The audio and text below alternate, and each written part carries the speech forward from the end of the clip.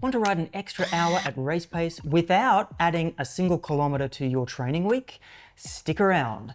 I'll show you 4 short format sessions that upgrade endurance faster than the classic Sunday slog. Most riders think that endurance equals monster rides, but science says otherwise.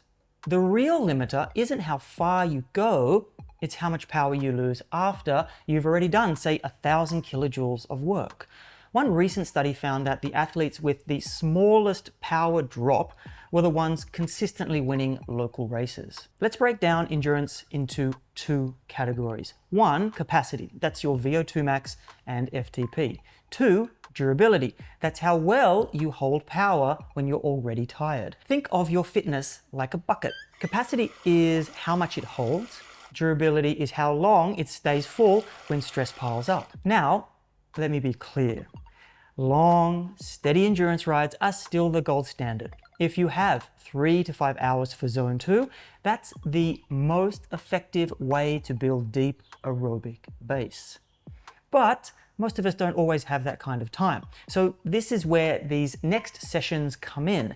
They're not shortcuts, they're practical tools to maintain and build endurance when long rides just aren't possible. First up, a short, powerful interval micro block, 30 seconds hard, 15 seconds easy, repeated in compact sessions. In 2025, Solly and colleagues confirmed exactly this. The 6-day HIIT microcycle boosted VO2 max power by nearly 4%, helping riders sustain higher aerobic outputs longer, and sprint power improved nearly 3%, enhancing fatigue resistance during intense efforts. And overall, cycling performance rose significantly, translating directly into real-world endurance gains. It's based on foundational work from Ronstadt, and here's exactly how it works. 3 sets of 13 reps. Each rep is 30 seconds at 120% of FTP, followed by 15 seconds of easy spinning. Take 3 minutes recovery between sets. So that's less than 20 minutes of actual work, but it creates a massive aerobic signal. Why does it work? You spend a lot of time right at your VO2 max, but without the muscular fatigue that you would get from longer intervals. That triggers mitochondrial growth and builds usable aerobic power fast. It's not a replacement for long rides though, but if you're short on time, this is one of the most efficient workouts that you can do. Next, what if you can't do a 3-hour ride? Split it. Ride 90 minutes in the morning and 90 minutes in the evening.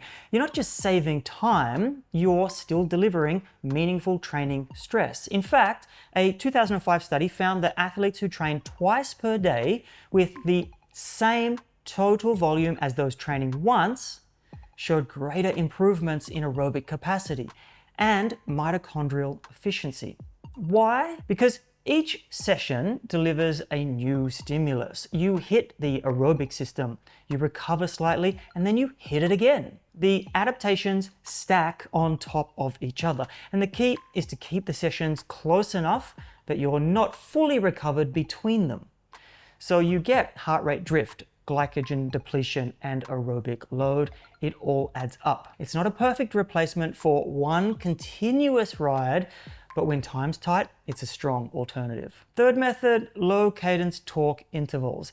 This blends strength and endurance, and new research from 2024 confirms its value for competitive cyclists. In an 8-week study, trained riders, women in the trial, did all of their sprint and VO2 blocks at about 60 RPM. The payoff? Max aerobic power jumped 22 watts. Power at the second ventilatory threshold, your real-world FTP proxy, rose 17%. Why does that matter? Because endurance events are often won or lost in the final hour, and when holding power becomes a test of economy, not just fitness. So here's how to do it. 6 intervals, each 8 minutes long, at 80 to 90% of FTP, holding 60 RPM. Take 4 minutes of easy spinning between sets. I know it's a grind, literally, but it builds serious fatigue resistance and climbing strength. The last method is to turn testing into training. With the semi-pro durability test, This one's quite simple on paper, but it's tough in execution, and it tells you exactly how well you hold power when fatigued. So start with 20 minutes, 70% of your 12-minute fresh power, and then ride at 80% of that power until you accumulate 1000 kilojoules of total work, including the warm-up. So that's the setup here. Now, hit a 3-minute all-out effort, recover actively for 30 minutes, and then go again with a 12-minute all-out effort. This time, under full fatigue. The goal here is to compare the second 12-minute effort to your fresh baseline. The smaller the drop, the more durable you are.